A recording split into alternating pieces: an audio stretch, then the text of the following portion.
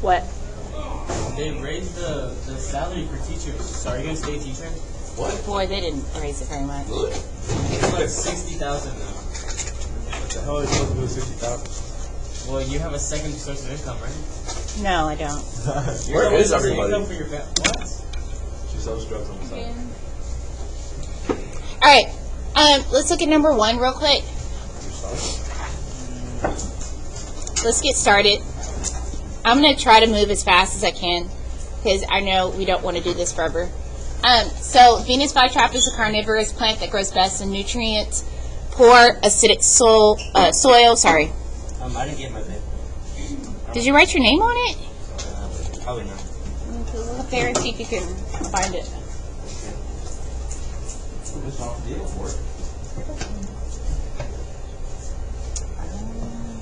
You can't.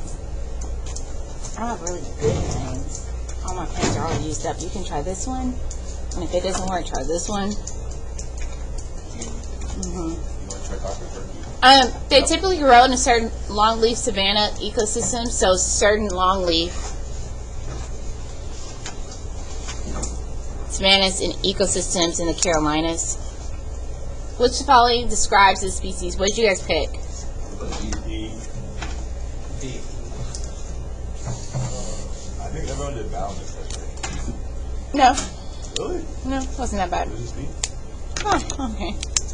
All right. I did want to go through the difference between a specialist and a generalist. So if you guys would go down here. Didn't we do it last class? We did our selected case. Yeah, we did. Did we already do this part? No. I just remember we did a chart for the other side. Okay. Well, that's all right. I don't remember that, but cool. Since you guys remember it so well, give me some information about generalists. Wait, is generalist K or R? It's K. Okay. What'd you say about K? Actually, no. It could be R. No, R. It's R? It could be either one, really. The generalist is like they can live in a like a big variety of environments Okay. and temperature and stuff, and they eat a lot.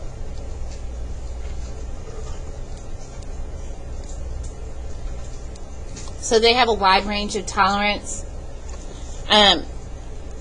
Can be are selected. Not always, but they can be. They're the ones that are more likely to be invasive, can be invasive.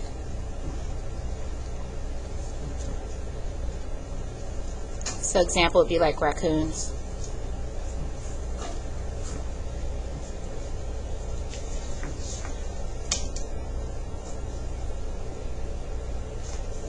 And then R selected is the opposite, so they have a narrow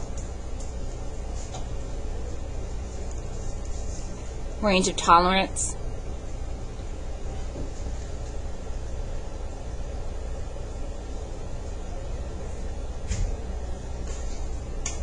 They're definitely K selected, always.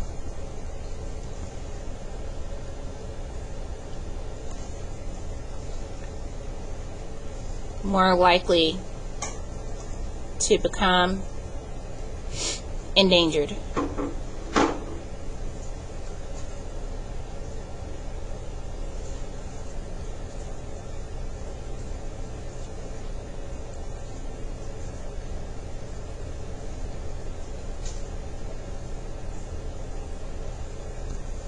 Okay, so your example would be like the panda.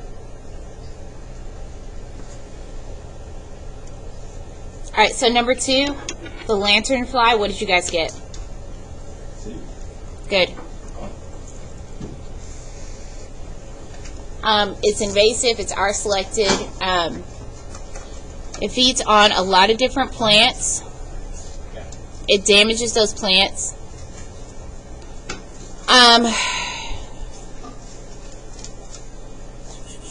I think the tricky part is they put reproduces once during lifetime by laying 30 to 50 eggs. That was kind of tricky because typically speaking, a generalist is going to, a specialist is going to only reproduce once or twice, so they don't reproduce that often.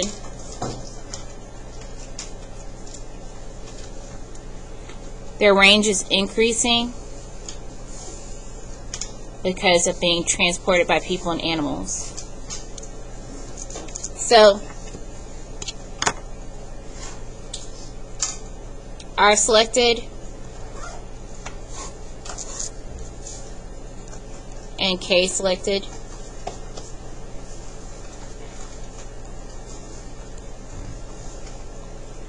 So your R selected have a lot of offspring.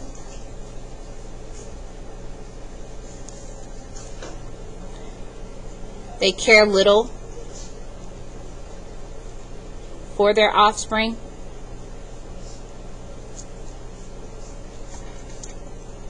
They have a short lifespan.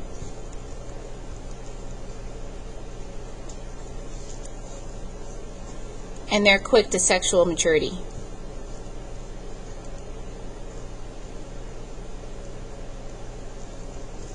My favorite example, of course, is roaches. So R selected, like roaches.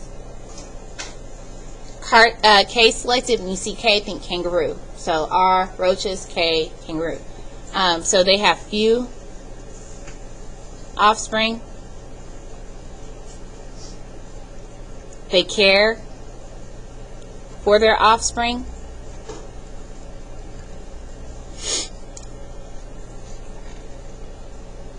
They have a long lifespan, usually.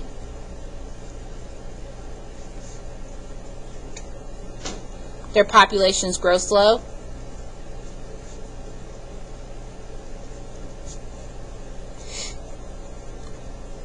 They have a higher likeliness of endangerment.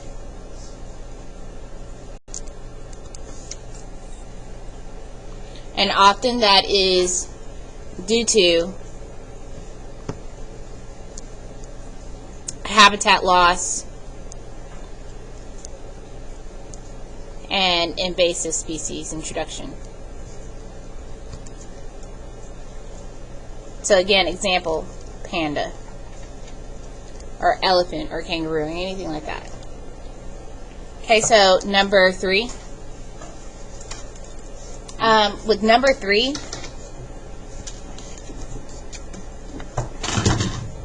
I had to get rid of a line.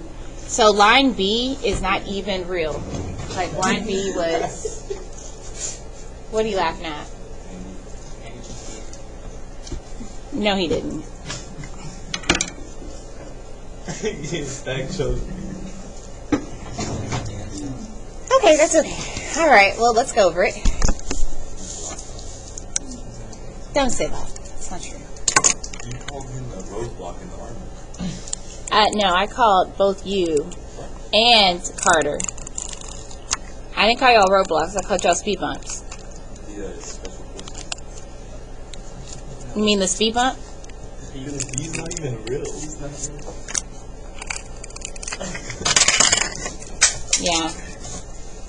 So I had to like get rid of it because I was like, that's confusing and stupid. Should have told him that.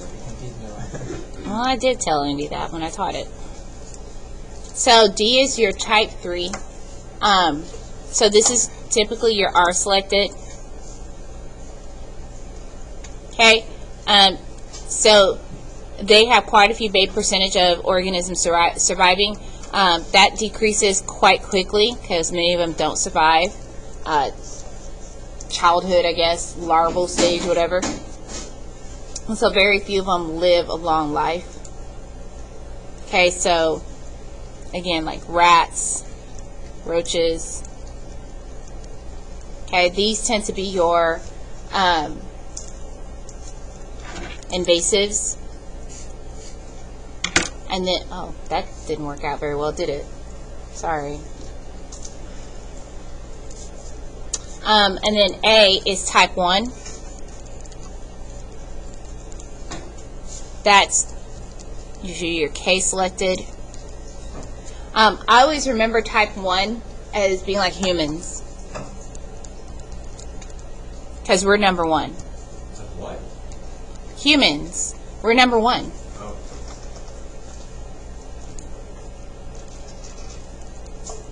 Okay, so many of us survive infancy or being young, and we live a long life when we die here. What said about arsenal with cats? Rats. Rats. And then type 2 is right here. That's kind of in between. So squirrels, birds, animals like that.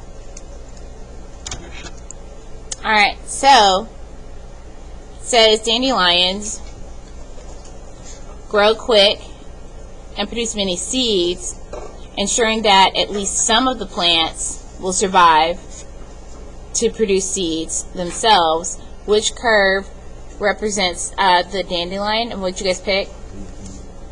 Good. Alright, this is your S curve right here.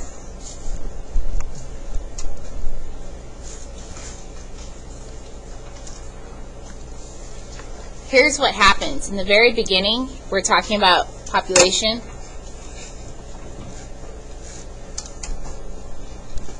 The population starts off growing exponentially. This is called exponential growth.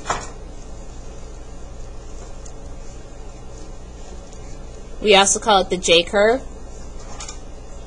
The reason why the population is growing so exponentially is because there's plenty of food and water. So those limiting factors are aplenty. Okay, but as limiting factors start to kind of dwindle because population is so large, what first tends to happen is you first end up with what's called an overshoot. That's usually how it happens, because the population increases so much, but then they run out of food, and then you experience what's called a die-off.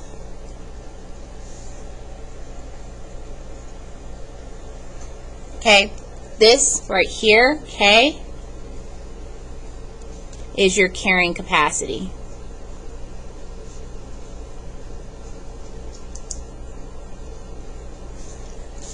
And so carrying capacity,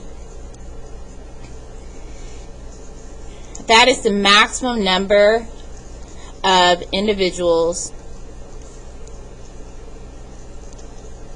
in an ecosystem. I'm sorry, that an ecosystem can support without degrading. So essentially, we're talking about deer. What's the maximum number of deer that can live in a particular ecosystem without running out of food, running out of water? Okay? And it depends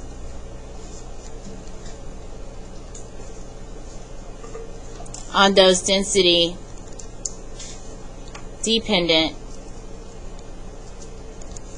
limiting factors.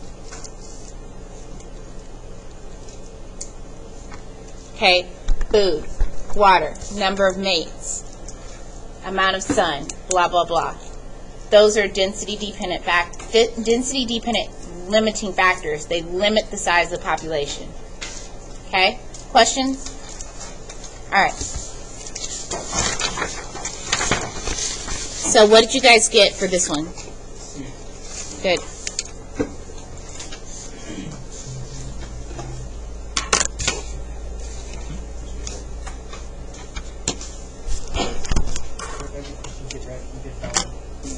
Dang.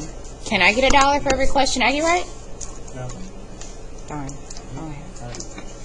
I'm just saying, like, if we're paying for it, and clearly I'm poor, so. You're a teacher. You have a full-time job. You have a degree. Teach her better than mine. She doesn't have a bread box. I put my bread in the microwave. I don't even have a bread box. Come on. You don't have a bread box. What's a bread box? Box you put your bread in. Y'all have bread boxes? I don't have a bread box. I just put my bread in the freezer. Oh, then you can also put it in the freezer. Do you eat hard bread? No, you. He lives in the lower class. I am definitely part of the lower class. I have a bread box. I've never heard of a bread box. I've never heard of it. Look at it. That sounds like privilege. It really does. All right. Percent change. Remember, percent change is final minus initial. This is percentage. Someone told me that in the middle of the test. Wow. How nice was that? Are they right on the board during the APE test? No. No. As many times as we use this freaking calculation, no one should have to write it on the You're board. not gonna tell us it. No! Why do you think I make you practice it so often? I'll give you a break box if you tell us it.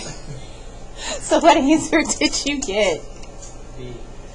Alright, you got it right.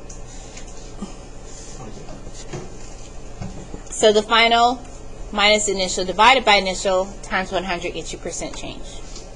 Alright, so what I want to do is I want to pass out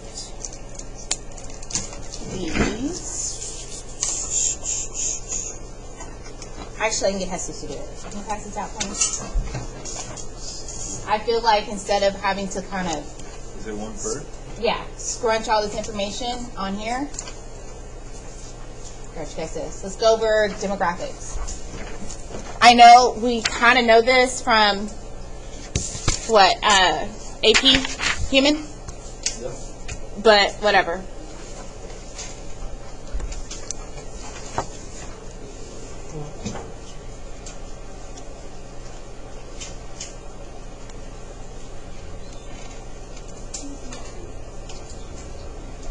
Okay, so start. Thank you so much. Just put it right there. Where? Just put it on right there. Make sure you have a copy for yourself. Okay. Starting with stage 1, we're going to draw the pyramid. Stage 1 kind of looks like this. That's not even. Sorry. There. Stage 1 kind of looks like this.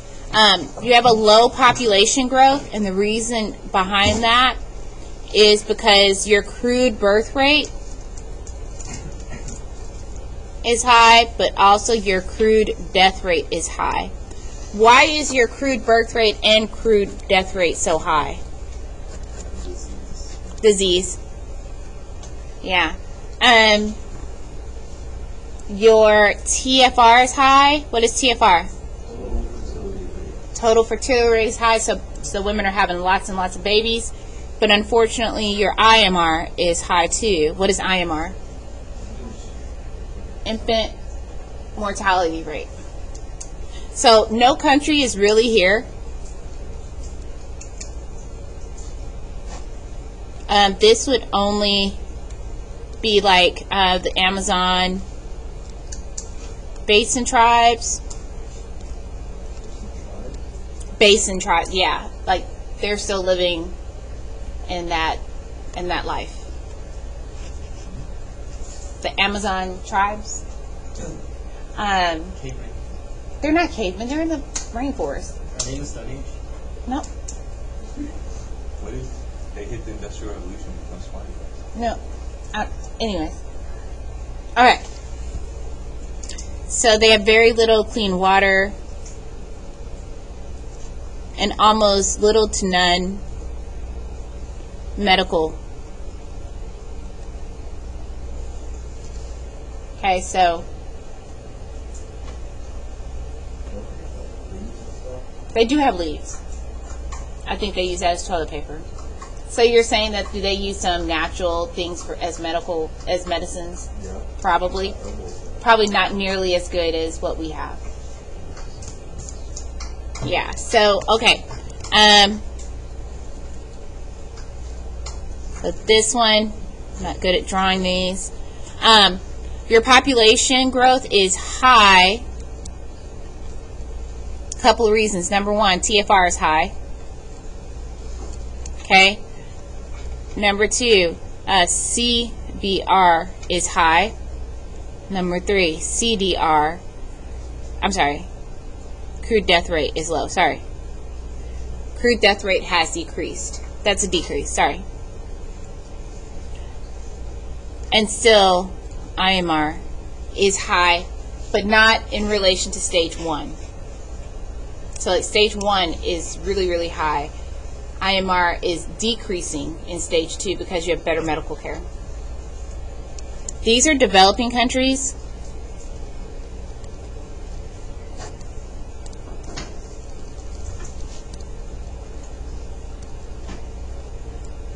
India, Guatemala, etc., Kenya, da.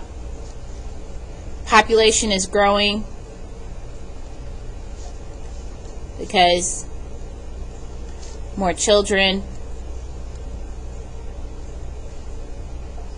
and less death because better water,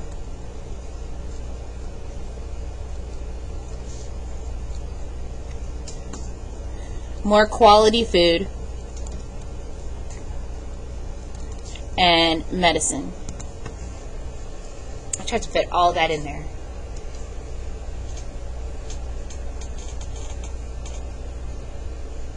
So that's your developing country.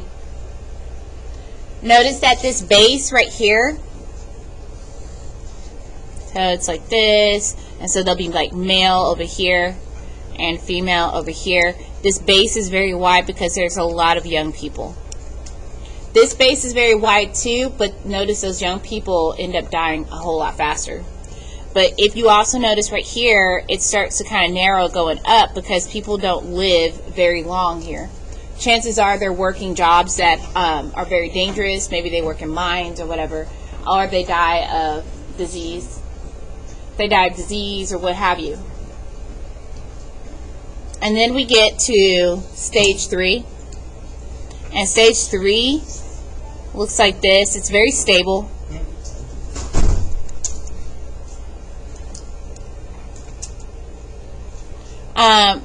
Your TFR is decreasing. Your IMR is decreasing. Your population is still growing, but not as fast. So slower population growth. But it's still growing. So you are experiencing some growth.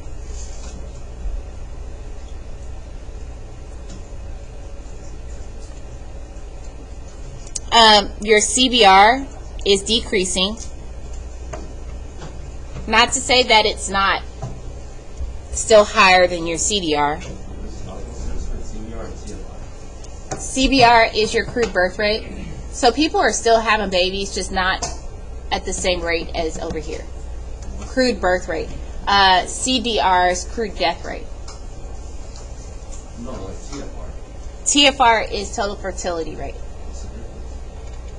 Birth rate and total fertility rate is the number of babies each woman has in her lifetime. Oh. Crude birth rate is how many babies are born each year. So they do kind of go together. And then death rate is definitely increasing because you've got better medical care. But notice the base is still relatively high, right? Like it's still kind of wide, and people are living longer. Okay, so this is a developed country.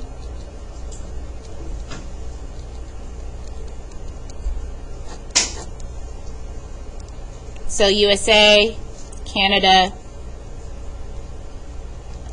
Can you name another one? What, Russia? I think Russia is developed. Australia. What'd you say? Mexico. Yeah, Mexico. Mexico's getting there. Yeah. It's getting there. Alright, women are better educated.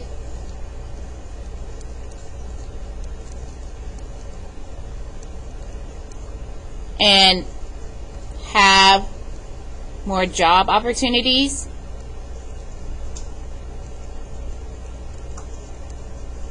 And therefore have less children. Or they wait later in life. What do 3 dots mean? Therefore.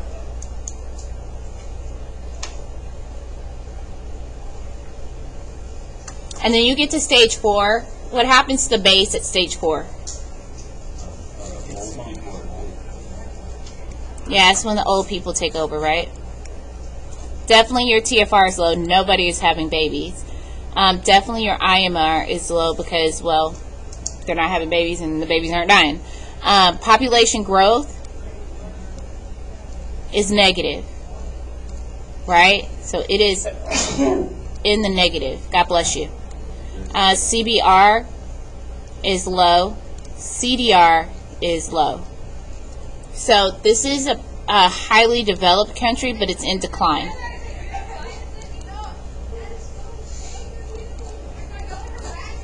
Which sounds so backwards. That it's in decline, but it's highly developed.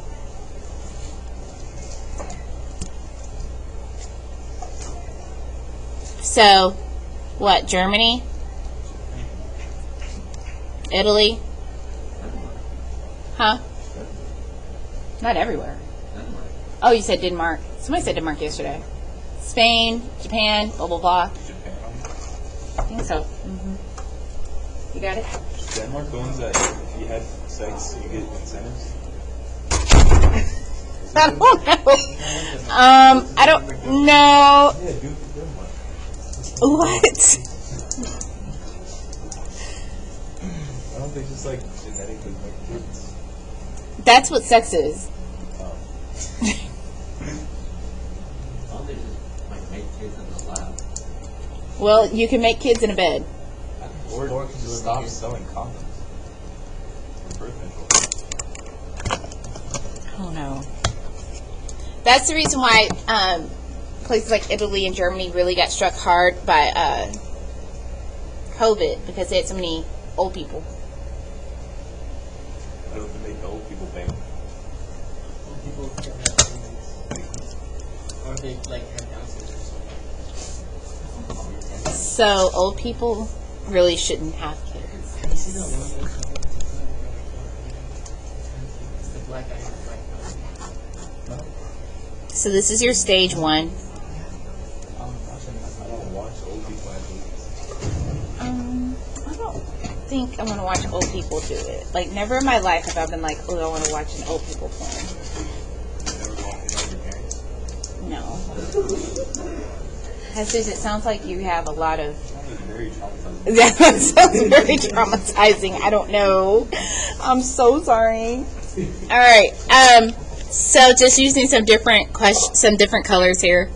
So here's your population growth in stage 1. Obviously, it's not really all that great because your birth rate and your death rate are still really high.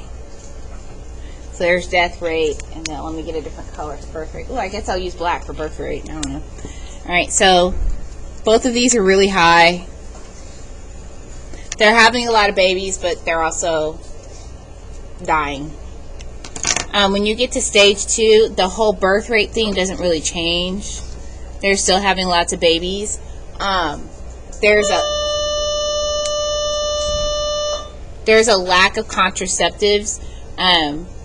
So lack of contraceptives. I'm just going to put contra there. Okay, I guess I'll spell it out. Contraceptives, condoms, birth control. Lack of contraceptives, lack of education.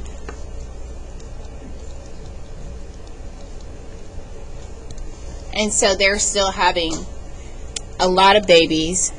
They don't know how to prevent pregnancy quite yet. Or they're not being allowed to prevent their own pregnancy as women. Like, they don't have a lot of rights. But death rate begins to fall because what? Yes. So they've got more medicine.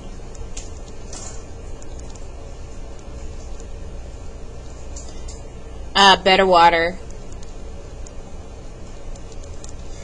And better food. So they're less likely to die of disease and starvation. So that's good. So the fact that we're still having babies and yet those babies are surviving means that our population starts to explode right here. So population, so less death equals more birth. I'm sorry, less death plus more birth equals higher population growth.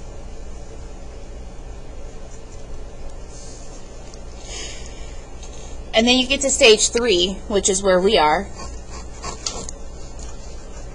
So in stage 3, you're still growing. So you're, but barely. You're not growing that much. As women become more educated and have more rights and more access to contraceptives and more job opportunities, they have less children. Okay? And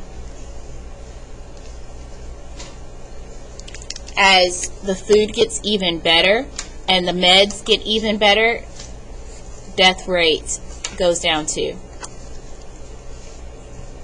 But because there is a lower birth rate,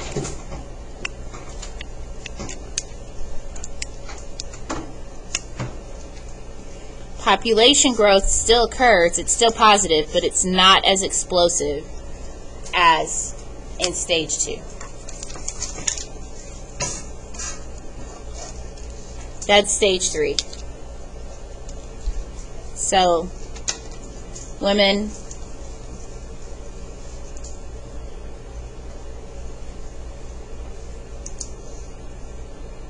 getting education, jobs, freedom, therefore, less babies. Not to mention more contraceptives. Okay, condoms are a thing. Obviously, longer lifespans.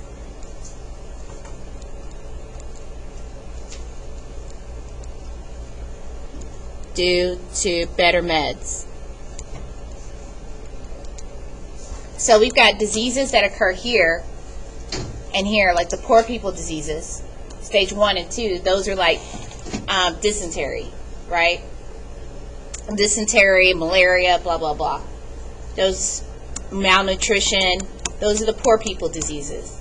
The affluent diseases would include high blood pressure, obesity. I know obesity doesn't seem like an affluent disease, but it really is, because there's more food, right? So that's going to be a different type of disease. And still, our population is still growing. It's just not growing as fast. And then you get to stage 4, and stage 4, old people don't have babies, so we have this sharp decline in the birth rate. Old people are not having those babies. But still, we've got good meds, and since we've got really good meds, death rates stay the same. So what happens to the overall population? It starts to kind of level off. The population is not growing. So this is a population that is not growing.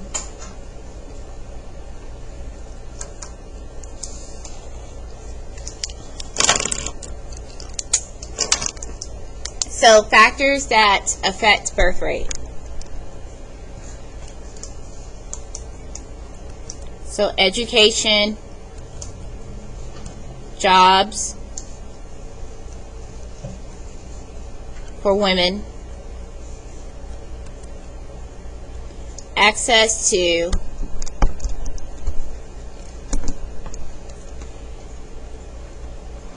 family planning and contraceptives.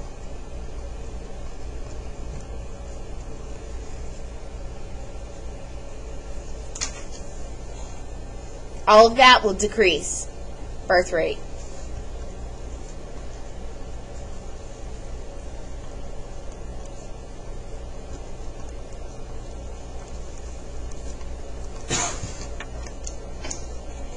Factors that affect death rate on the other side.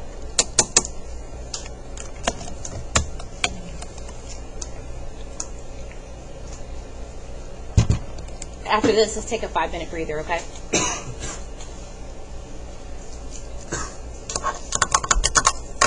Alright, factors that affect death rates depending on where you live. So, better health care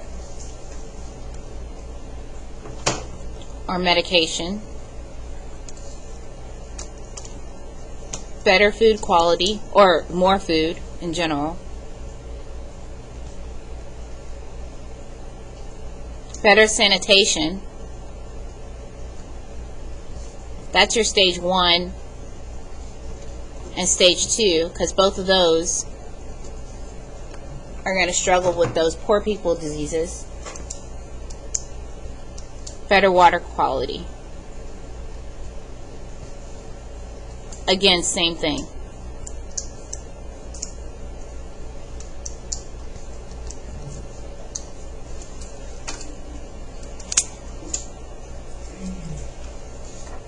Five minutes, y'all. If you don't mind, I need a 5 minute. Yes, use the restroom. Yes. What? Why do you say poor people diseases? Why can't you say lower quality? I'm sorry. It's a poor guy. Yes. Third world developing nation type diseases. Yes. Okay. Same poor just feels very classist to me. You're right. But seeing as how I am part of that club, I don't feel. You live in the Timberview area. I live, with the poor people. Timberview houses are nice. I'm in a poor neighborhood. So. That's okay. Jesus is poor. Huh? What? Wait, what? What is it?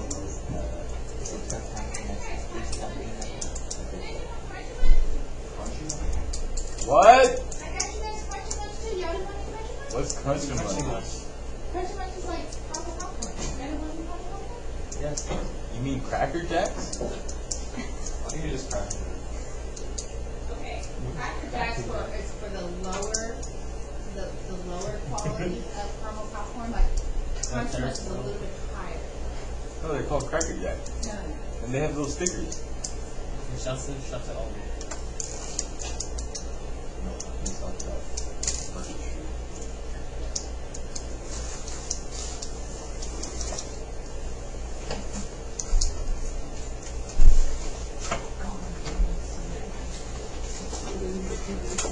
Crunchy Munch. I think it's not enough Crunchy Munch. Look, those are Cracker Jacks right there. I know, this is the poor man's caramel popcorn.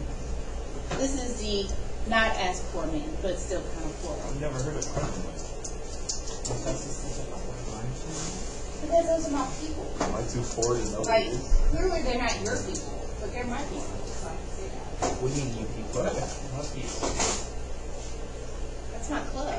Say Cracker.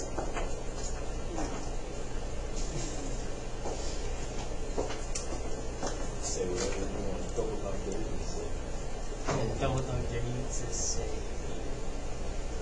Say who has the So on next Tuesday, you guys are going to be in the JV gym. Check-in is at 7:30. So JV gym, check-in 7:30. Test start today. If we're late, will they let us take the test? No. 7:30. I think my car's gonna break down too. And better not, because I didn't do all this for nothing. I can tell. I can see the future. Better not.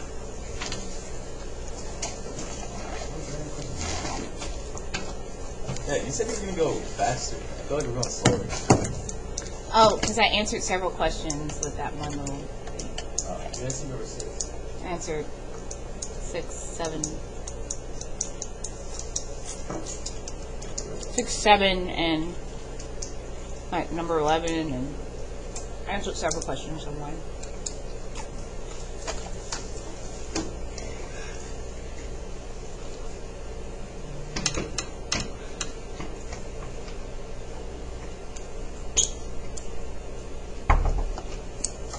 You have a major in English? Or they Bio. just this class? Let me hear bio. You saw today? Sir? You have a fork? There should be one by the microwave on the left side. So you could be like a scientist if you want to. The problem is you don't get much pay for that. I mean, it's kind of cool. But, I work in a lab. Teachers get a lot of pay. You get paid more than you would if you worked in a lab. But if you're a film Hmm? if you're a film Yeah, what? why don't we watch it? What? I Oh, feel like that's elementary. No, it's not. It taught me a lot of things. no, he has some newer videos that are a little bit more racy. Yeah, and Like he he- curses a lot. He curses a bit. He's a little too old to be cursing. No. When you get older, that's when you curse because things hurt more. You get up in the morning and use curse words because something hurts when you get up. Your words hurt. No, like your back hurts, your knees hurt. So you got to use curse words to get through the day. Nobody curses more than an old person. Wake up and first use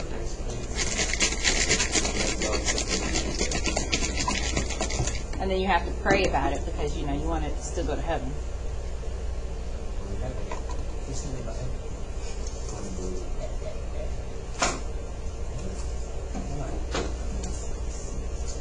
What's wrong with you?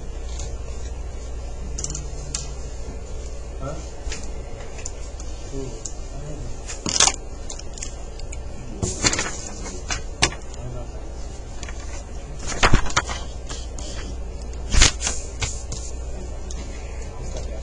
All right, what did you guys get for number 6? Here's who I am. Huh? What? 6? I got A. Okay. Where's Vincent? Oh, he went to class. Number 7. Which of the following statements about total fertility is true? True about the total fertility rate of a society. What did you guys get? A. You got what, Nestor? I got A. I got C. God damn. I got C. Okay, sorry, it's not C. I said A. Kaylee, what'd you get? I saw Richard. You got E. I put E as well. Are you asking the smart people? Wow. What in the world? Okay, let's look at it. Total fertility of society is dependent on the difference between the crude birth rate and the crude death rate. That's true. No, the total fertility is just how many kids each woman. Yeah, but if they're dead, they Averages. can't have a baby. What? Total fertility rate of society is the number of children necessary for a couple to quit. That's replacement level fertility. Just touch that one. Wrong pen. Write that down. That's called replacement level fertility.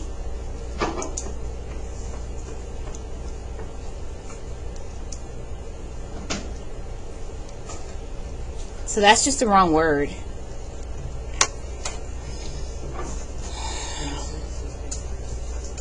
Total fertility of society decreases as you go up the transition model. Yeah.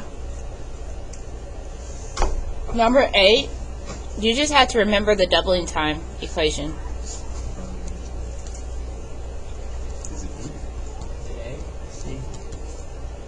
It's A. It's B. 40. Yes, that's my answer.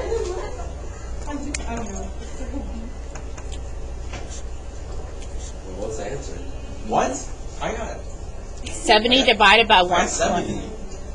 70 divided by 1.75. Do the math. I didn't know it was an equation.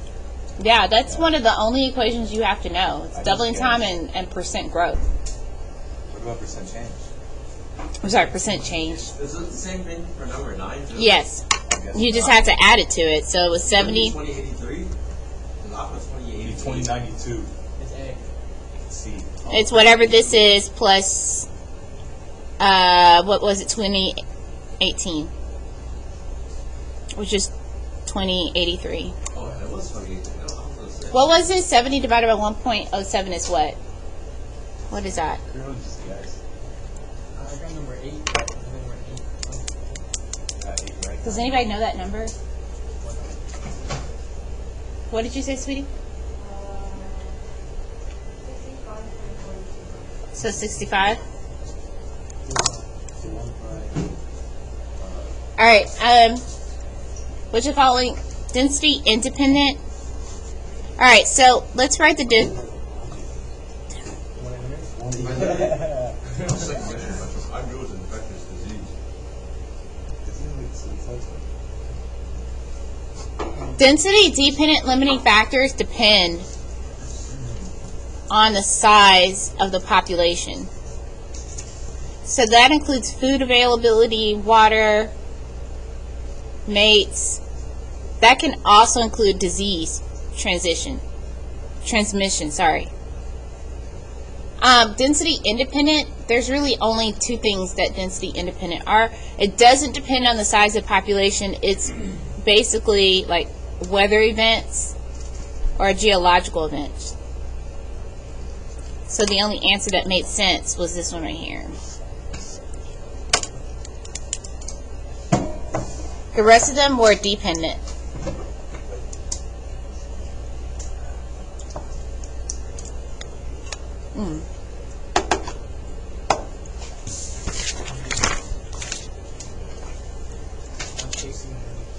What'd you get here?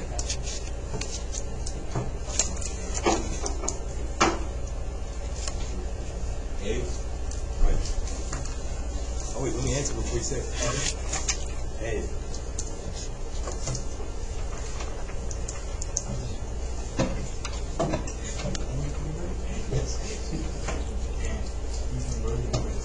The next one? C. D.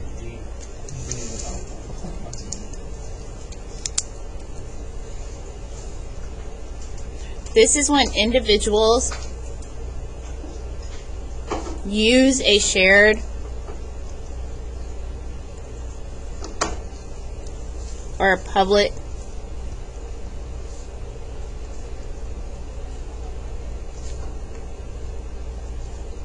resource for their own profit, therefore degrading it over time.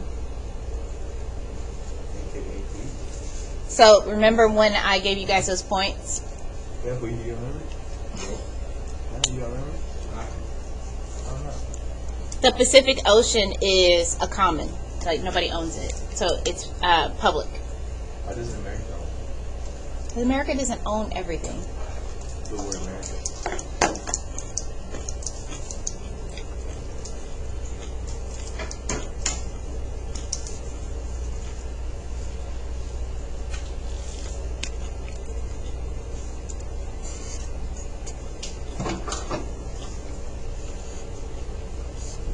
What'd you guys get?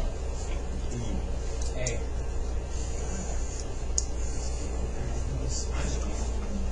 No way, you got it right. Another word for environmental consequence is externality.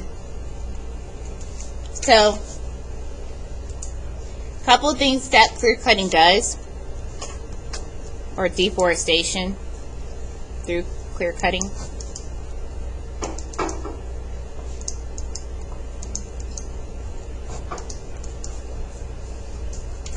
It increases soil erosion. Why? Because trees hold on to soil and with their roots, and when you cut them down, they stop holding on to that soil, and that soil can easily be moved by wind or water or whatever.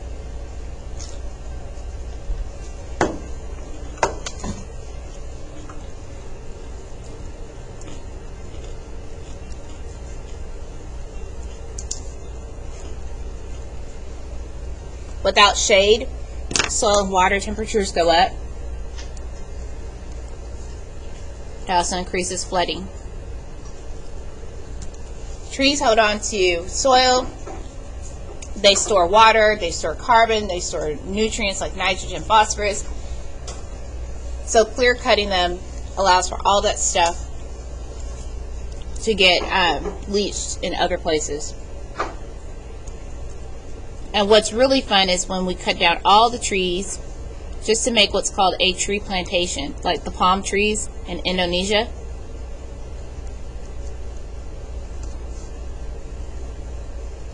that's going to decrease biodiversity.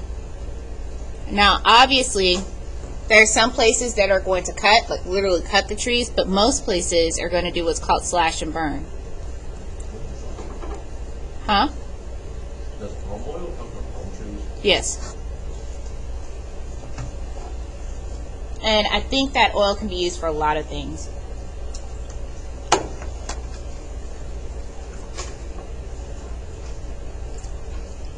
Slash and burn can increase particulate matter, carbon monoxide, carbon dioxide, nitrogen oxides, and in some cases, volatile organic compounds.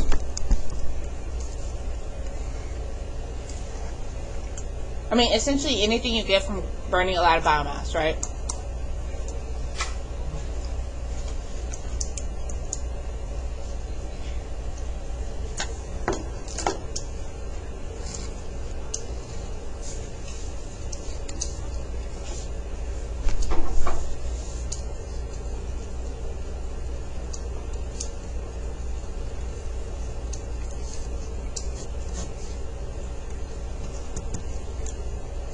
Remember we talked about ecological services, stuff like provision, support, regulation, cultural. Forests are going to increase carbon sequestration. What does sequestration mean? Storage. So forests are going to store a lot of carbon. And also water, nitrogen, phosphorus.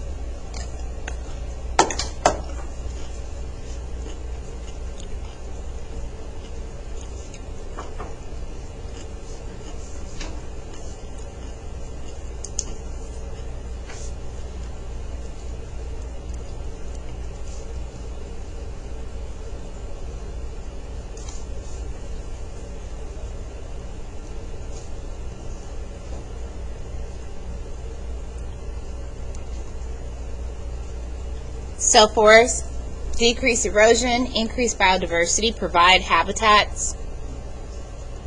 Forests do a lot. All of that is removed when forests are removed. Bless you.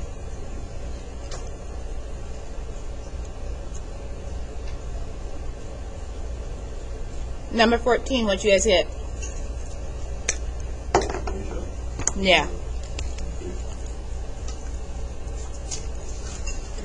Due to large population growth.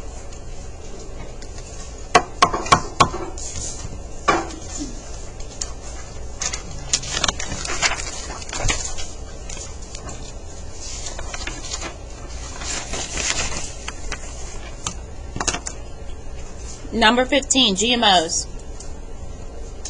Genetically modified organisms.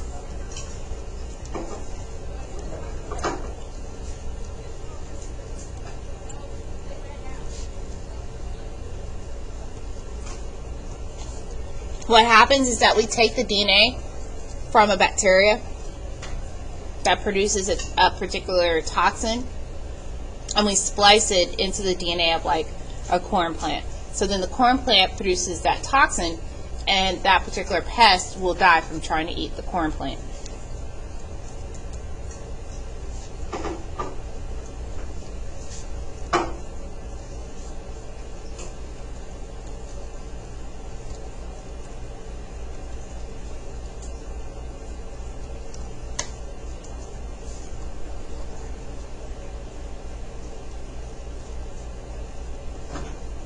Okay, so then the plant makes that toxin.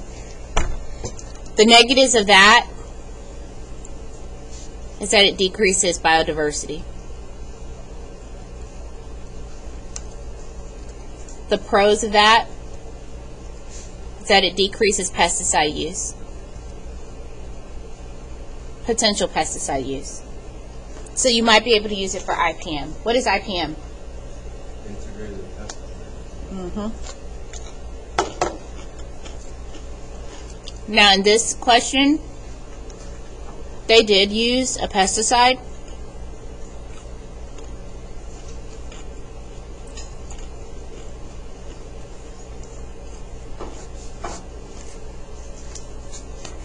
You can get a pesticide resistance if, number one,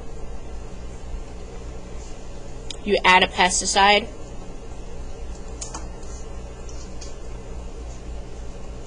and it kills a certain percentage, let's say 80%.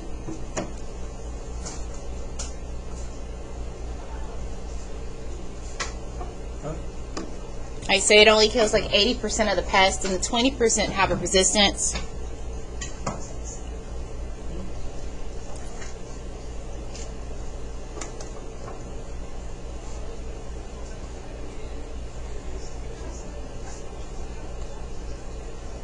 I copied that for Vincent. I saw that. I read it to him. That's a pesticide resistance. It's a form of evolution.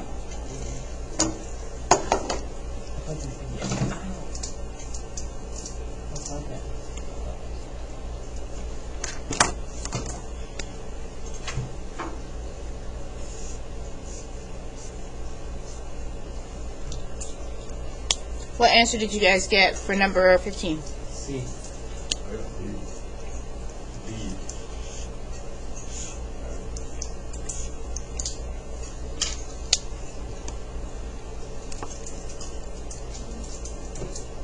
Said as for concern associated with the increased proportion of GM crops. All right, number 16. What did you guys get? C. What happens is that when you rotate the crops, let's say you have a crop, I don't know, let's say broccoli, and broccoli uses up a lot of nitrogen, great. And then you've got some, I don't know, celery over there, and celery uses a lot of phosphorus, fine. If I switch them, and I put celery over here and broccoli over there, well, there's plenty of phosphorus over here and plenty of nitrogen over there, okay? And if I keep switching them, that means that I'll never have to give them extra nitrogen and phosphorus because one takes more of the other than the other one. All right.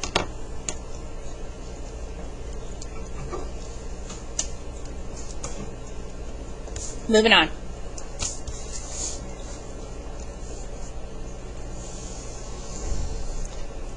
Draw my chart. Stop playing around. The majority of the water we use is for agriculture. Not drinking? Not drinking. It's for agriculture. It's what we give our, we get what? No. Come on, osmosis, man. They'll dry everything out. So we can't do literally anything without water. Fresh water.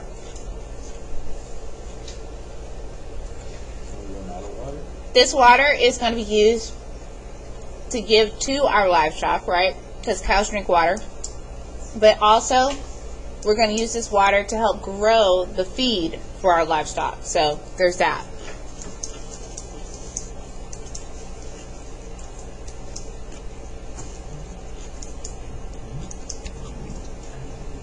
So, your drinking is about 11%. And industry, stop messing around, about 19%. So you can take shorter showers if you want to. The best way to conserve water is to stop eating meat.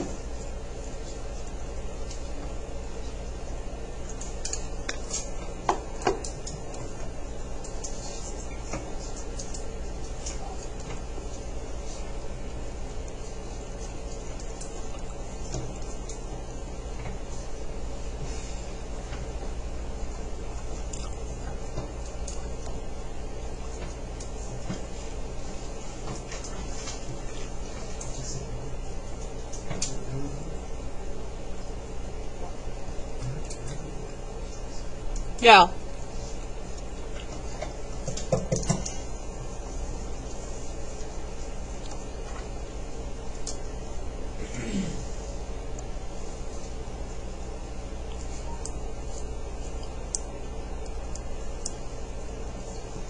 Do you guys remember what salinization was?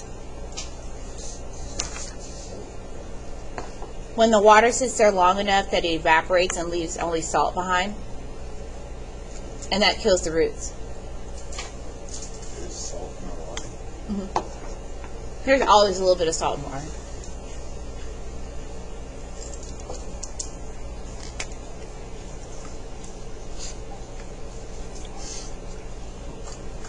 What was the answer? B. Oh.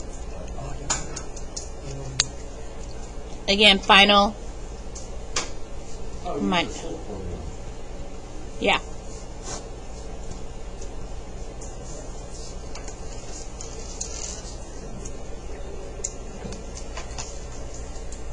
All right. What'd you guys get for 18? A. See?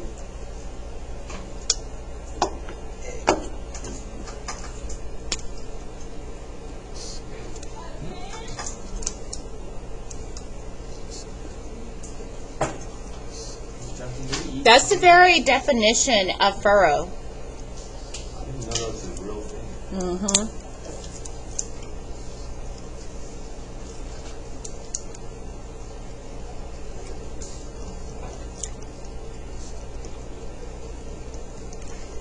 So drip irrigation is the most efficient when you have those drip hoses and they have little holes in them and they drip water. Flood is most likely, it's efficient, but it's most likely going to lead to what we call waterlogging.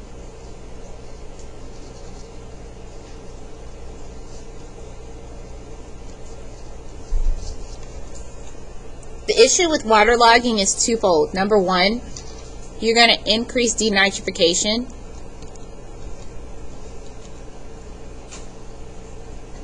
Which increases and NOx is a greenhouse gas. Number two, you're going to increase CH4 due to the anaerobic respiration. And obviously CH4 is a greenhouse gas. Number three, you're going to increase salinization, leaving salt behind because all that water is going to evaporate. You guys write this down? Yeah, stop messing around. Yeah, oh, you guys.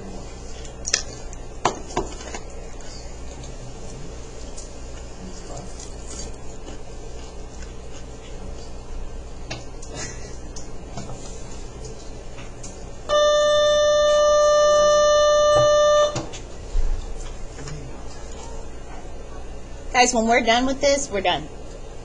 I'm going to give you your one. Last test? No, I'm going to give you guys your topic 1 and 2 to take home. Really? Let's say, I'm not really worried about topic 1 and 2. Keeping it real. let's say we get 100. Is that suspicious? Don't cheat. What if I say, Mhm. on Monday you're going to go to the Mhm. Oh, I'm recording everything, so I'm recording this. What do you need permission? Boy, Sorry, that's something. it is. Can we still pay for our test? Yeah. All right, If we don't pay, do we have to take it? boy, you better take your test. I didn't do this for nothing. All right, which of the following irrigation methods is most likely to result in salinization? What did I just tell you? C. What is C? Flood. Yes.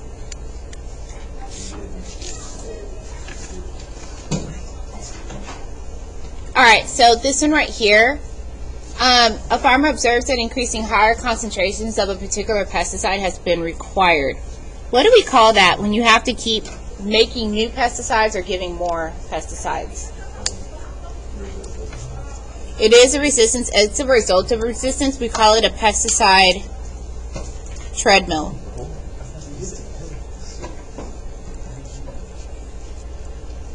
So, pests become resistant.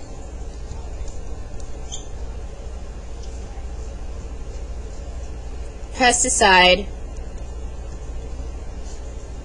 is increased or reformulated.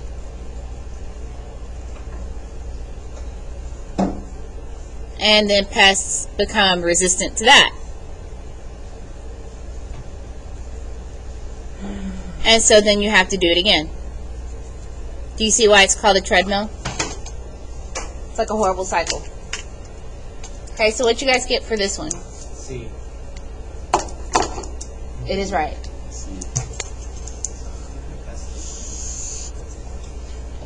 Oh, but did you get this one right? Hey, D. D. Hey, D. Dang, dang. Nope, you didn't. D. I said it. That's the one I marked off because it looked too terrible. Complicated. It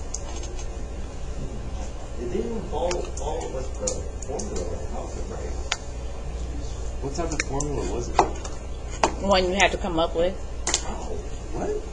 It was hard. How many types of FRQs? Huh? No, we don't need FRQs. No, I don't think you need to. I see it. Oh, Johnson, we should plant a time capsule. Let's not. Let's not plant anything right now. I don't want to plant a darn thing. Explain how you get that one. 21. No, we don't need it. 21. You have 1 kilogram per hectare. So 1 hectare has, 1,000 kilocalories, sorry. It takes 20 times more land to produce beef than it does to produce corn. And so which of the following will correct? So 20 to 1.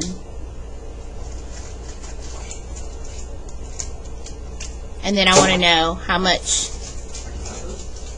You just asked me to go through this, and I just went through it. Oh, because you guys couldn't see it. Sorry. So how much for 10,000 kilocalories of beef?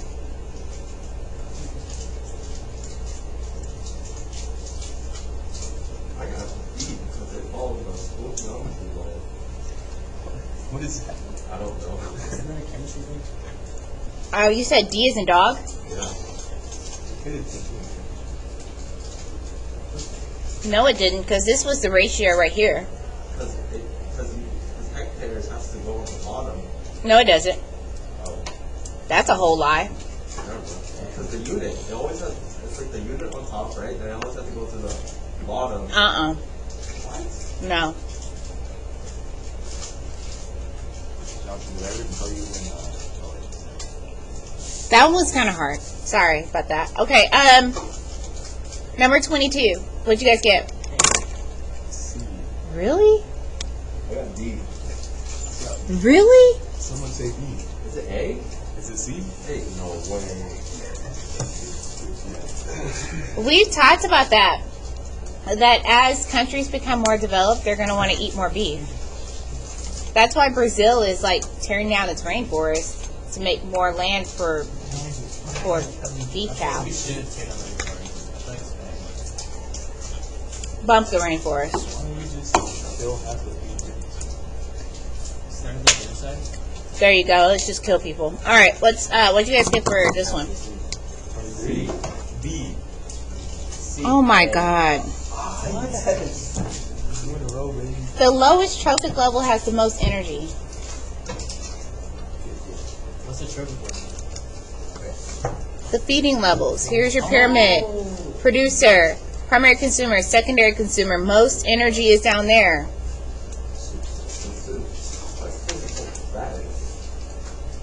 Takes me to that one. Okay, see. Exactly. What, for 16 barrels? We signed this.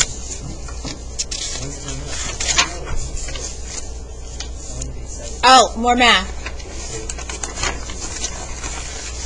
What'd you guys get? I got D. C. A. Hey. D. Are you serious? C. Oh my God. Hey, it's A. It's A. It's A. It's C. Hey. It's D. How is it B? No way. C, I got it right. Now you joking at that Oh my point. god, y'all are scaring me. I- This is Johnson. I literally circled that and I got it wrong.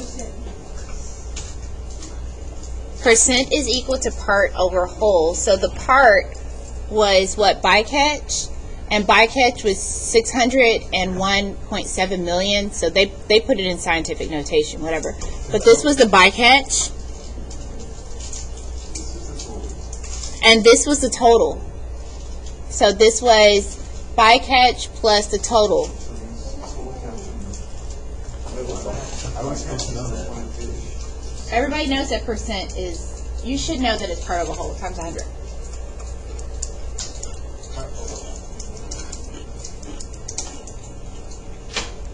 I thought, okay, there was one process. What was it? I thought the total fish landings and the bycatch were like the same. Like the bycatch were part of the total fish landings. Wait, that sounds so dumb. This right here? Yeah, yeah. I thought that the first time too. Never mind.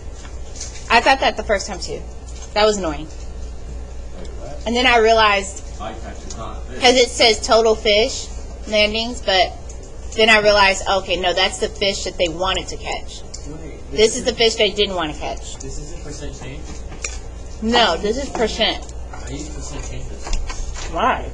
because I didn't know that this Who just opened it? What are you looking for? No, sorry to interrupt. Who's doing biology stuff? He's good. Thank you. This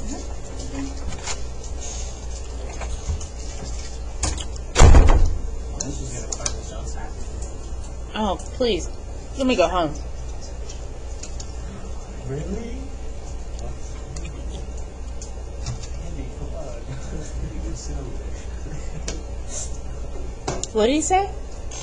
Did you just say Miss Cavazos was good looking? Is that what you said? That is exactly what he said. I didn't say that. I think it is spot on. Because it's like I know you people by now. Like, You really know Andy. no, I just know teenagers by now. It's like, this is what he would say. This is what a teenager would say. She is cute, but she is much older than you, so stop doing that. Overfishing can cause a fishery collapse. In other words, a lower number of that particular fish, which can then negatively affect that particular food web. Now, bycatch is all the stuff that they weren't trying to catch. Because what happens is that when we're doing that massive kind of commercial fishing, we're using these huge nets. Okay, and when we're using those huge nets, sometimes we get stuff that we didn't want to get, like sea turtles or dolphins or what have you, and a lot of times they are endangered. Another issue with that is that we're also going to scrape the bottom, which will then make the water more turbid. And when I say more turbid, I mean murkier, right? And so that decreases photosynthetic rates of all the organisms that are there. Another issue is we're going to destroy parts of the coral reef because we are bottom trawling, like we are hitting the bottom and we're hitting that coral. Okay, so those are some of the issues with our commercial fishing. All right, so number 25, what'd you guys get? A. B.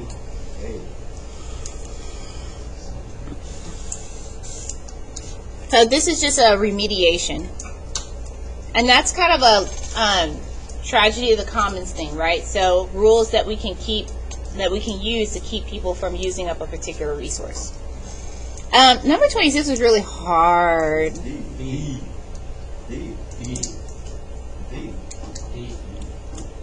Oh, Jesus. Cyanide? What? Did you guys get it right? Isn't that poison? I thought cyanide comes from uranium. All right, let's go through it. So ozone is a secondary pollutant in the air, right? Which means pollutants, I can't spell today, which means that you have to go through a process before you get to it, right? So you have to go, NO2 gets hit by light, makes oxygen plus NO, and then that extra oxygen is going to bind with diatomic oxygen to make O3. And that's tropospheric ozone, right?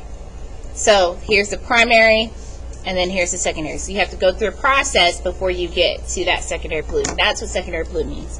CFCs, this came from aerosols and refrigerants. We talked about that at length, right? So back in like before the 70s. Asbestos, this comes from insulation. And there's really not a whole lot of asbestos anyway. So the only one that made sense that you guys would be confused by is selenium, and that's going to be in rock. And a lot of times we don't really get that type of pollutant unless we are doing mountaintop removal. And we're blasting that rock. And so it might be like a water pollutant.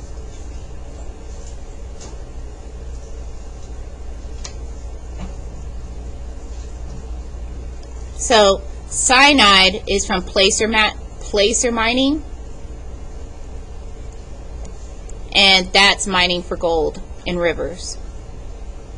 Sorry, gold in rivers. Placer mining. Did we ever learn about that? Yes, we did, but Cyanide and gold? yeah. All right. What you guys get here? B? Oh, E, I think. B. Oh wait, B. B. As in, I'm gonna shoot myself. Is it not E? I got it right.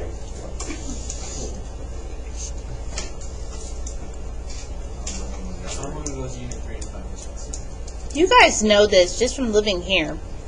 When it rains, there are certain parts of Dallas-Fort Worth that flood because they're like on a slope and they have a lot of rivers and streams and they flood. What about my backyard? My backyard floods my place. And that's because your backyard's full of clay.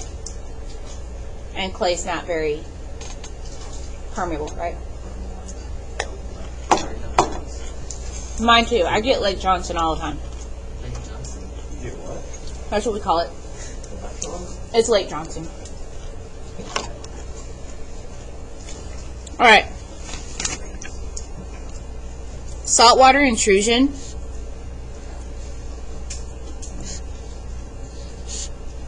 G. Okay. Likely the cause. What did you say? D. D. A. C. Z. D.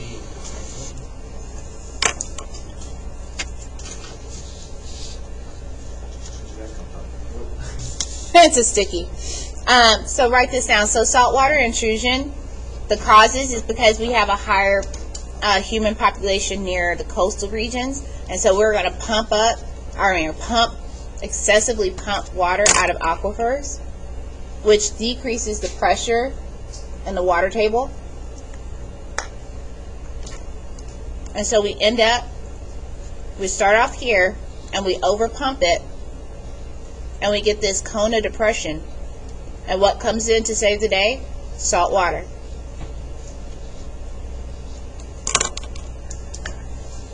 What's that say? Mean? Mean? Where? Mean. It's about mean. Oh, near.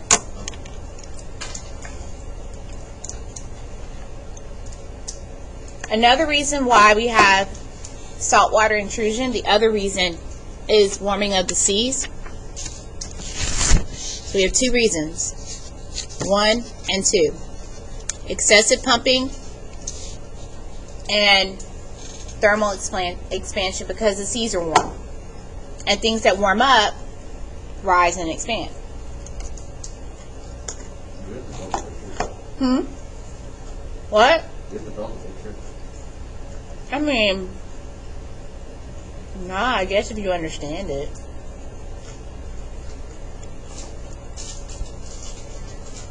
Both of these are a big issue in Florida, like South Florida. They're constantly having to, like, pump out extra water. I think that Leonardo DiCaprio movie had that, didn't it? Where they were talking about having to pump out the excess salt water.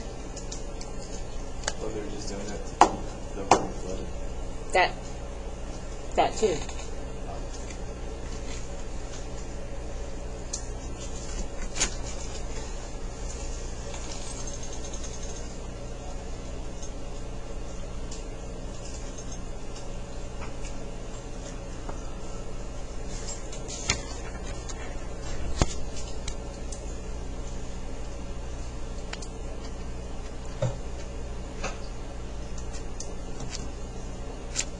What'd you guys get for number 29?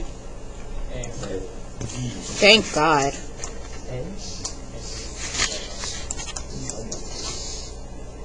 I swear, Jesus, I feel like you're screwing with me. Oh, great.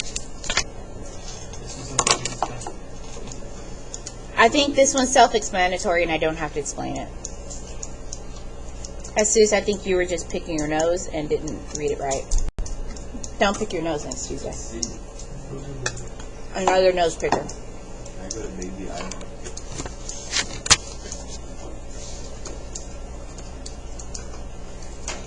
Let me give you the math for number 30, in case you guys missed it. Another couple minutes, because Kaylee, you're writing this down. What number 30?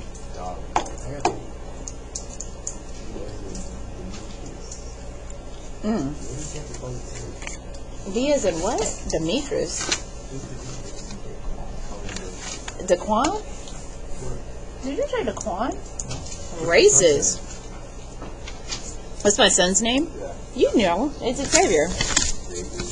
Yeah. It's not Daquan. Your daughter's name. Devanchi. What about your other daughter? I don't have another daughter. Your other son? I don't have another son. Your husband? Bill. Bill? His name is Bill. Bill? Yes. The plumber? My husband's name is Bill. And he's a plumber? Yes. That's fake. There's no way. It's like a cartoon name or something. Here's some math. 5 people, 5 gallons a minute, times 8 minutes a day, times 30 days gets me 6,000 gallons.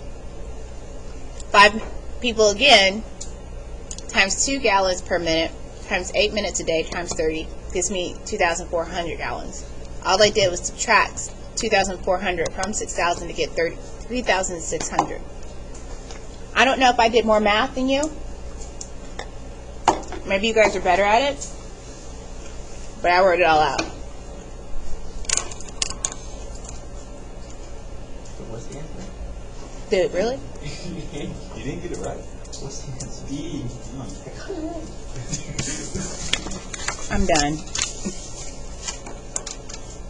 So, Andy, the answer is 3,600. Indeed. Good job. All right. What's 31? B. B. Oh my God. What is it? Y'all. Is it C? Hey, what's a quota? A quota is how many you're allowed to catch. So anytime we establish rules or we tax people for What's a subsidized? I just did it. subsidized means that you're giving them more. You're giving them money for catching more. Oh, then why did I do that? That's stupid.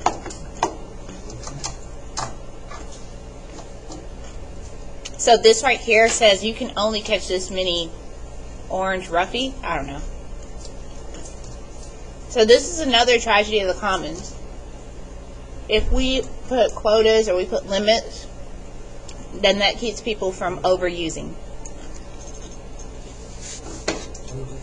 Number 32, what'd you get? 32 D. C. As a cat. I got it right again. I circled that before. I X'd that out. That was the first thing. All right, so urban area. A lot of hardscape. What do I mean by hardscape? That's pavement. Pavement, asphalt. So there's lower percolation. What do I mean by percolation? You can't see through. Right, so less water seepage. And so one of the things that we can do is we can put up little kind of vegetation islands everywhere. So when you're driving, you're noticing that there's like little patches of trees and grass and blah, blah, blah. It's not because the city cares about how pretty it looks. It's because the city cares about flood control. Because we know that that soil is going to be permeable to water. So that vegetation increases percolation. All right, I wanted to talk a little bit about large scale practice. Ooh, I'm gonna have to write that down because y'all can't read that. All right, so some of the things that large scale agriculture does. So find a place or get a sticky.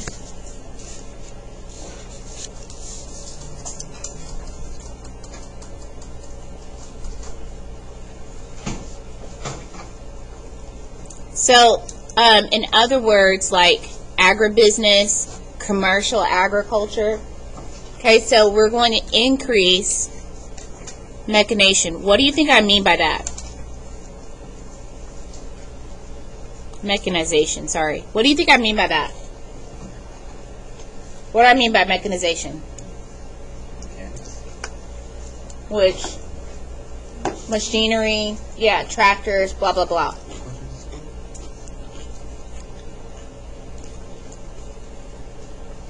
Which increase greenhouse gases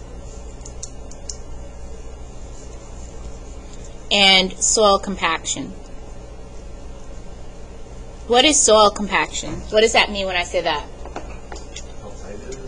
Yeah, like if something's super heavy on the soil, it's going to compact it, right? Get rid of the air that's in the soil.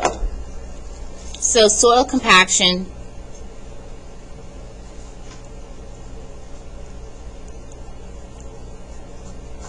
can increase erosion,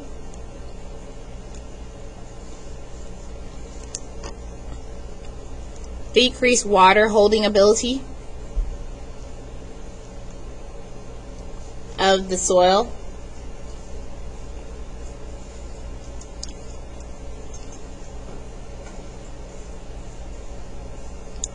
also we've increased our fertilizer use,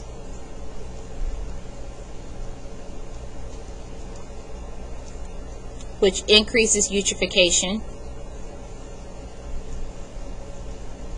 So all that extra nitrogen and phosphorus leaches into waterways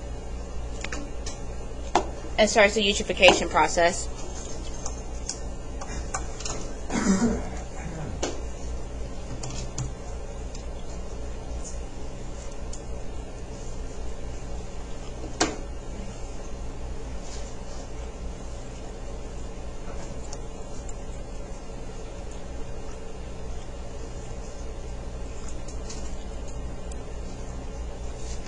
And then increased pesticides increase the endocrine disruptors in the water. So it makes the water more toxic. Remember, pesticides biomagnify all the way up the food chain. So what answer did you guys get for 33?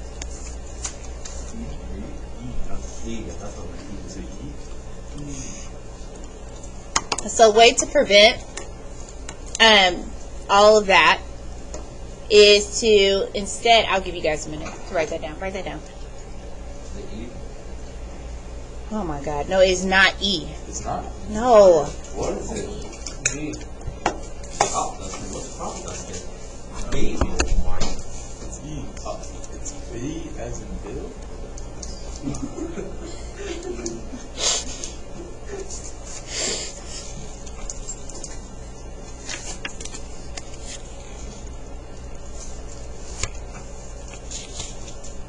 Write that down.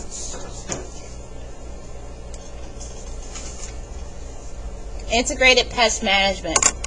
Y'all's favorite little documentary had a lot of that going on. So you could use biocontrol, where you use natural predators to keep the pest population down instead of using pesticide. You can use crop rotation to reduce fertilizer use. You can use intercropping. So you can plant a crop that produces like some sort of chemical that repels plants. Pests, sorry. The whole purpose is to decrease pesticide use, decrease fertilizer use,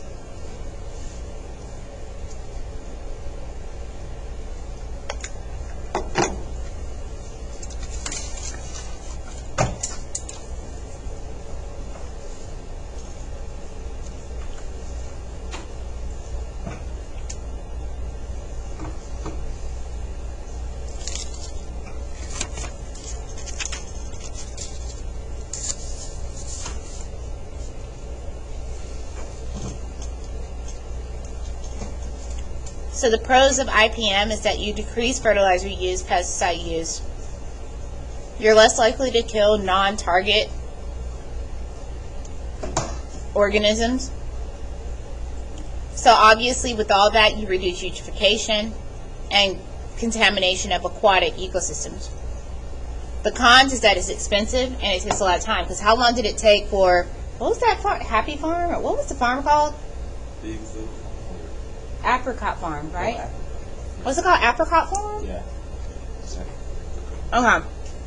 How long did it take them to get up and running? 3 years. It was 7 years. 3 years. What? 3 years, they were still trying to use the snails to kill stuff. What's that say? Non-tangent? Non-target. Did they eat Emma? Hmm? Did they eat Emma? I shouldn't have even told y'all that. Y'all didn't even care that Emma died. What? I cared. I'll show you the group chat. Andy didn't care. Andy didn't even know who Emma was. He said F Emma. He did. I had to. They are really telling on you today. Y'all are snitching on poor Andy. First, you were hitting on the principal. That's a principal? Yes. Man, Andy, you could get us good grades.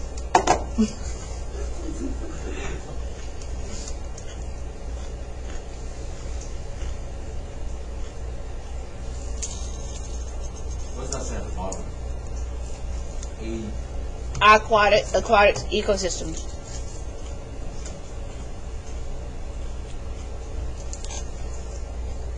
What'd you guys get for 34?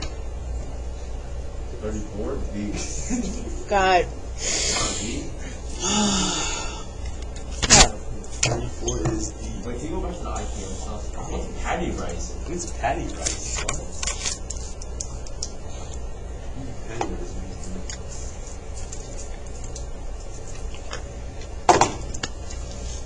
Have we ever talked about patty rice? Yes! What is patty You rice? did? Yes! We never talked We did about not that. talk about no patty rice. Well, I say rice patty, but whatever. I would,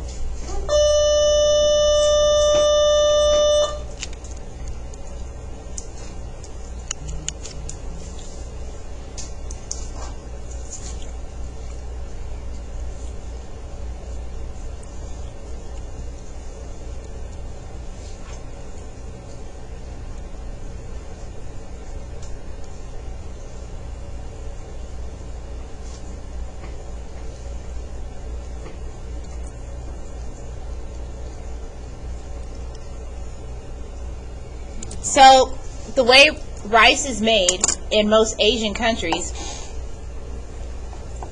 you guys, you were wearing the hat the other day. They wear that hat. Why'd you look at me? What? They do. And the way that they make it is in these watery, wet farms. Like, they're called rice paddies. Like, this is not unusual. If you Google rice paddy, you will see them. Why didn't you just say rice farm?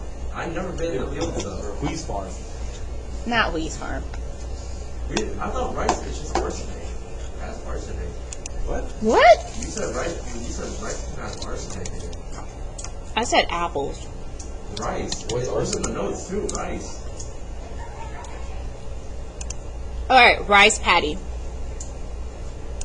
I swear we never learned about this. There's the hat. There's a hat. Why are you showing my cousin?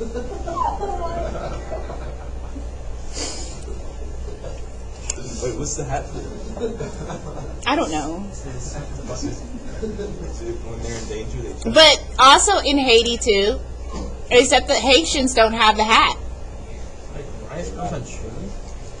What? Rice grows in water? Yeah, it's in water. Wait, how did they get rice out of that? Like, is it a seed? I have no idea. All I know is that this is where rice comes from. You see them in that water, and it's like poop water. I kid you not. It's like poop water, and a lot of methane comes from that. You think I'm lying to you? It's not a lie. Yeah. And they're all stepping on the rice, and they just... I thought rice was grown like that, to the left of it. Like this? Yeah. I mean, I've never seen it like that. I've only seen it like this. I thought rice is like. They're my people, right there. And Haitian? I guess the black people. Those are my Black, people. black.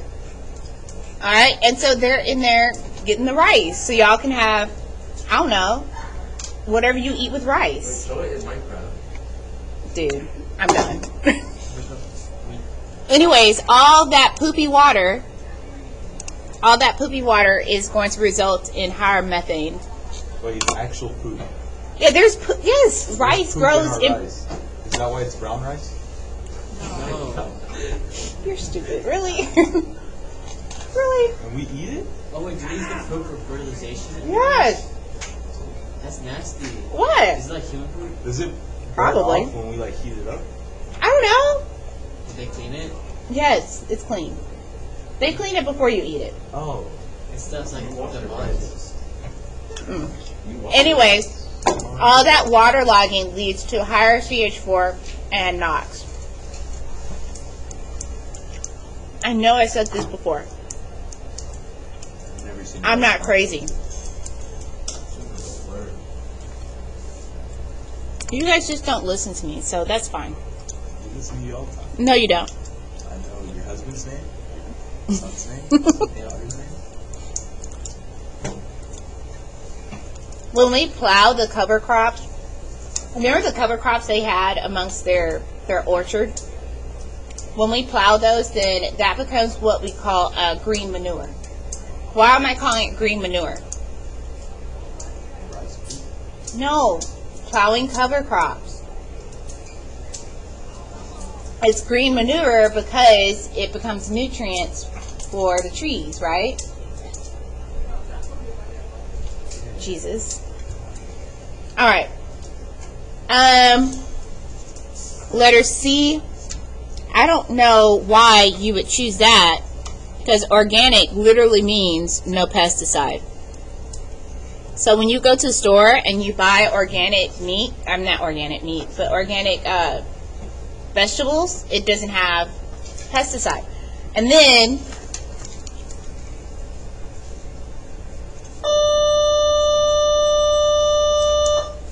no-till, if you do no-till farming, that will decrease erosion. Tilling increases erosion. What is till? You need me to show you what tilling looks like? So doesn't that make like, you know, in Minecraft, like you use the hoe just to make the streets? I think that's farming. I don't know anything about Oh, it is. hoeing.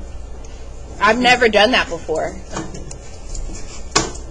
Oh, it is. Y'all should have kept that PG-13. Why y'all laughing? Huh?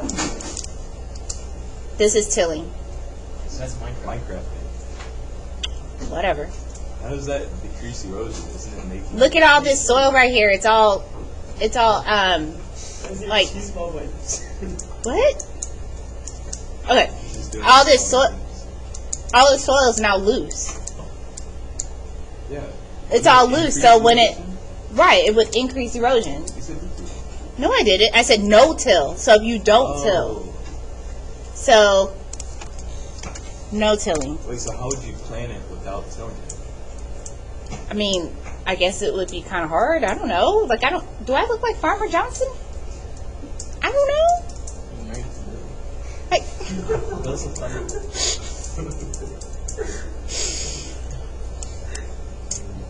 y'all a bunch of jerks. That's what that is. That's all that is. So no-till farming will decrease soil erosion. Tilling increases.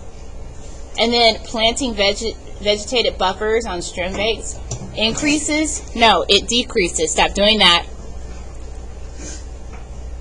Because anytime you have roots always filter out pollution. Roots filter out pollution. What are you doing? So roots filter pollutants.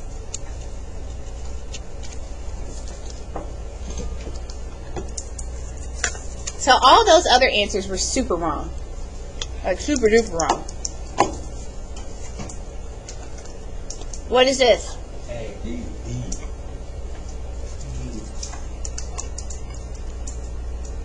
Oh wow.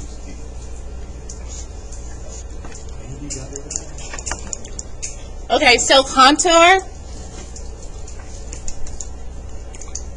goes with the natural curves of the landscape. So let me show you. They did that in your favorite little film. Remember, it was all curved? Whatever. So let me show you what contour plowing looks like. I can't spell.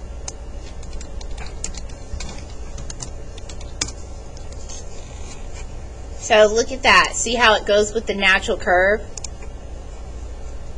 of the topography? Contour. Alright.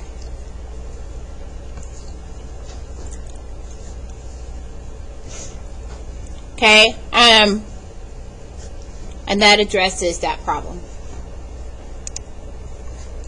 What's 36? C. D. C. A.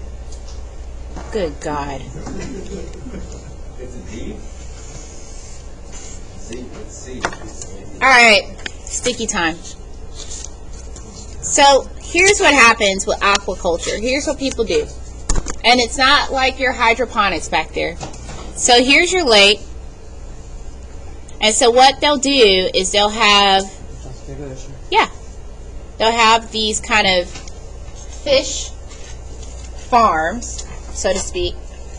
And they'll have a whole bunch of fish. I'm not going to draw a whole bunch of fish because I'm too tired to. So they'll have a whole bunch of fish, okay, inside these little fish farms. So let's talk about why it's a good thing. So here's the pro.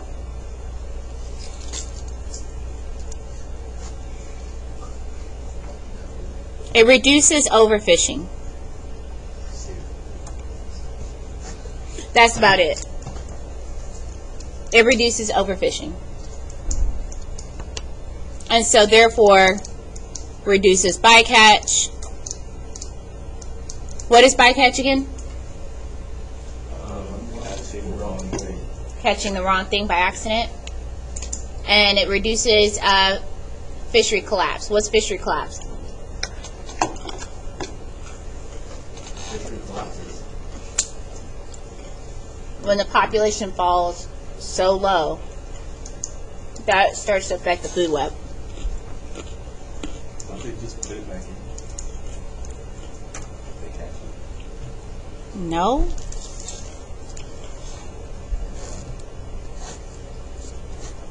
We're not at ink. I'm writing too much. So the negatives, quite a few. So, number one is you introduce antibiotics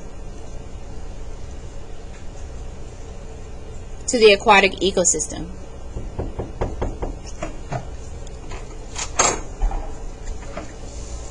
Right? Because all these fish live very closely with each other, and so you have to give them antibiotics so they don't get sick or they don't stay sick. And then all these fish poop, so that's a lot of poop.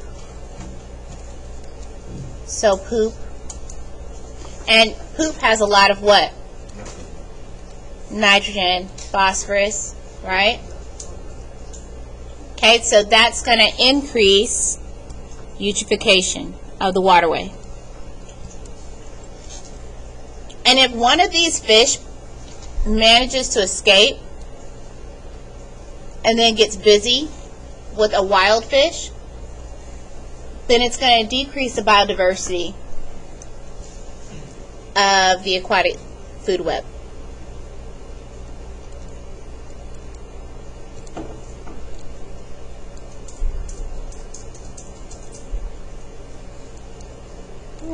I fit it in.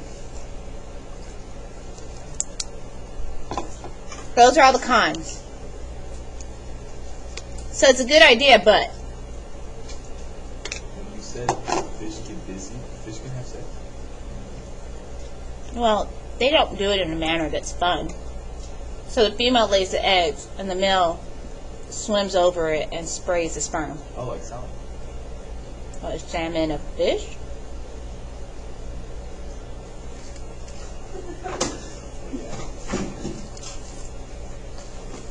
So no, there's no fish porn going on. If you were imagining it, and I hope you weren't. Calm down, Andy. How's a salmon a fish, but a monkey isn't an egg? Yeah. What? I'm done. Alright, what'd you guys get for number 37? Number 37 is C. Yes. Yes. I just told you they poop. What about number 38? A. Are you serious? It's B as in boy. You saw it 4? It says, which of the following best achieves the goal of providing wood products for humans? So we want to provide wood while preserving biodiversity. So we want a clear cut? Nestor? Yeah. We just talked about what clear cutting does. We zoom all the way down. Selective cutting is when we cut all old trees and leave But wouldn't it the young decrease ones. biodiversity? Well, yeah, but not as bad as clear cutting it. This is Tiffany. Hey. No, it's the other Johnson. Yep.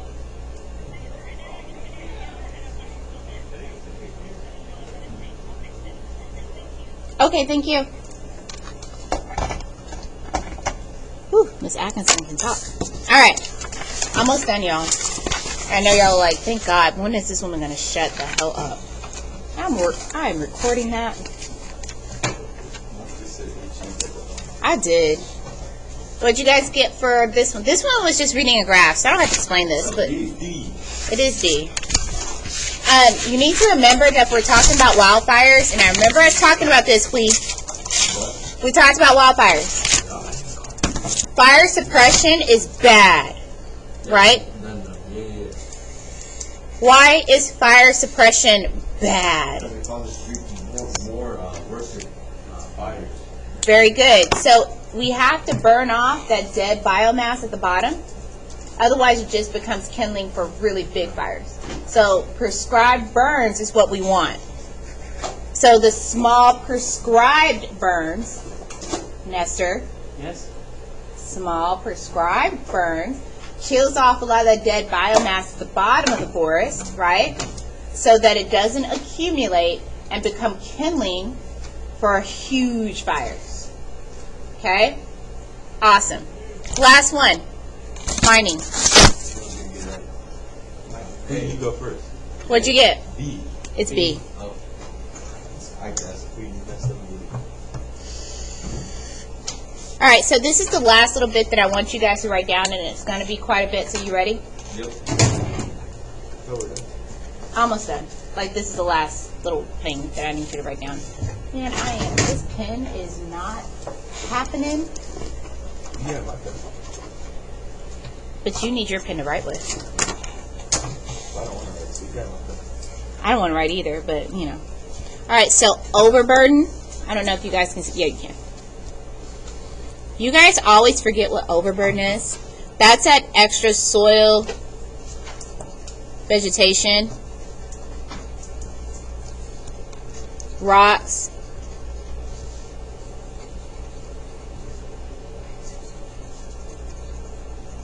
that's what's removed to get to the ore. Remember when you were cookie mining? Remember all the actual, not the chocolate chips, but the actual cookie part? Remember the brown cookie part? The cookie part, not the chocolate chips. That was the ore. But the cookie part, that was the overburden. You had to remove that.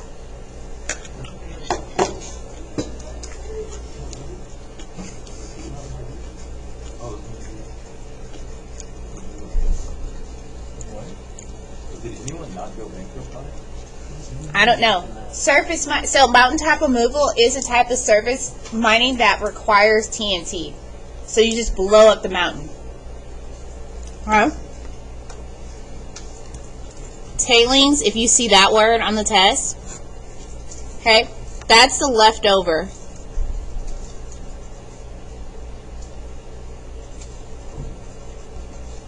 Waste material that can't be used.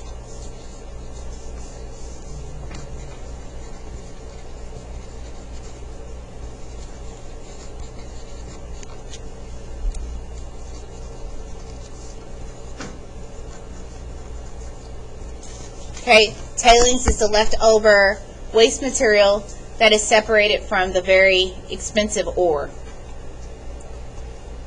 Like when you were trying to clean up your chocolate chips, you were trying to get all the cookie off of them so they'd be all clean. The stuff that you were taking off the little chocolate chips, that would have been the tailings.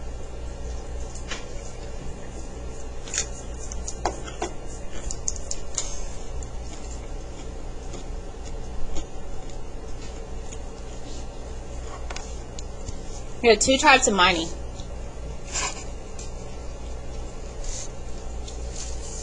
Surface and subsurface. Sorry. Your surface mining is like strip mining, placer, mountaintop removal. Placer mining is for gold, really.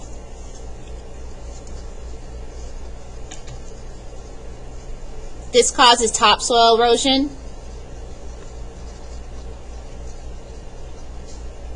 habitat loss, obviously,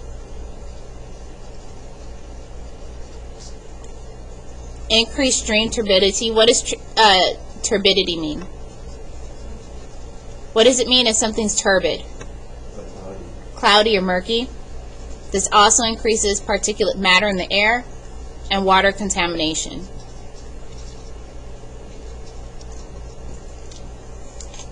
Subsurface, it is what it sounds like. It's under the surface. So as we run out of ore using surface, we have to start using subsurface.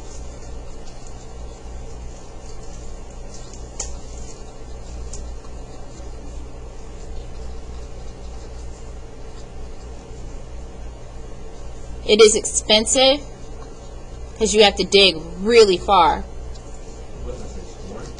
Scarce. It's expensive and it's dangerous. Hopefully I spelled dangerous right. I don't know. Dangerous due to poor ventilation. Being so far underground, you can't breathe. Injury due to rocks falling on you. Mine collapse. Lung cancer. Fire. A type of subsurface that we talked about was fracking. Do you guys remember what fracking was for? Oil. Not oil. It was for what? Methane.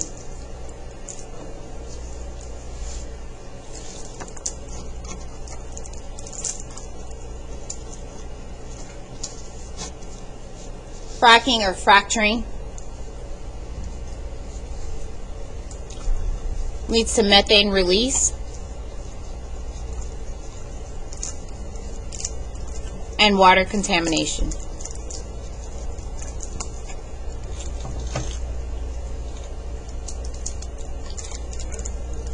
Another issue with mining is acid mine drainage.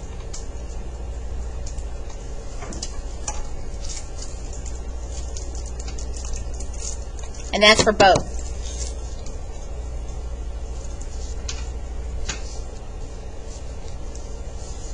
All of these. Except maybe not for fracking. But acid mine drainage is exactly what it sounds like. When you have an old mine, when it rains in that old mine, the rainwater leaches sulfur dioxide, which combines with water. What do you make when you combine sulfur dioxide with water? What is it? Sulfuric acid. That lowers the pH of aquatic ecosystems.